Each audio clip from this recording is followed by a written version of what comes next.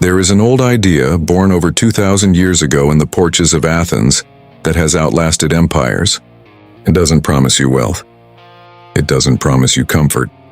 It promises something rarer, peace regardless of what happens to you. This is Stoicism. Not the modern misunderstanding of Stoicism, suppressing emotion, gritting your teeth, feeling nothing. The real philosophy is far more alive than that.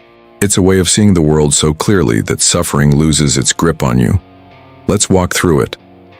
Section 1. The dichotomy of control. The Stoics began with a single radical distinction. Epictetus, a man born into slavery who became one of history's great philosophers, put it simply, some things are up to us and some things are not. Your opinions, your choices, your effort, your reactions, these are yours. Fully, completely yours. Everything else, other people's judgments, your reputation, the weather, the outcome of your efforts, even your own body's health, these are not fully in your control. The tragedy of most human suffering, the Stoics argued, comes from confusing the two. We treat the uncontrollable as if it were controllable, and we suffer for it. We treat the controllable, our own mind, as if it were beyond our reach, and we abandon it. Master this one distinction, and half your anxiety dissolves. Section 2. Amor fati, the love of fate. The second principle is harder. It asks you not just to accept what happens, but to love it. Marcus Aurelius, an emperor who buried children, fought plagues and led armies, wrote to himself at night, not for us, but for himself, reminding himself of this truth. The obstacle is the way. Whatever happens to you is not a detour from your life. It is your life. The setback, the loss, the delay, these are not interruptions to the path. They are the path. This doesn't mean passivity.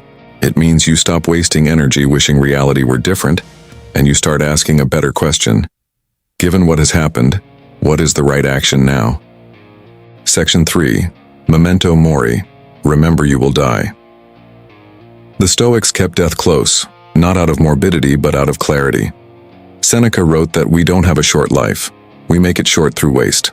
Every day spent in petty anger, in comparison, in chasing things that don't matter is a day spent poorly. Softer. When you remember that your time is finite, your priorities sharpen. The small offense doesn't seem worth the grudge. The argument doesn't seem worth winning. What matters becomes obvious.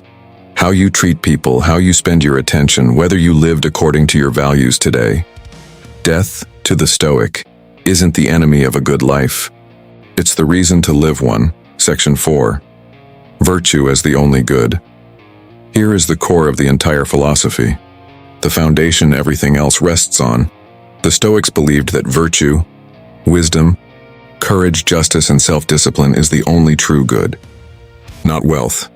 Not health, not fame, not pleasure. These things are preferred, sure, it's fine to want them.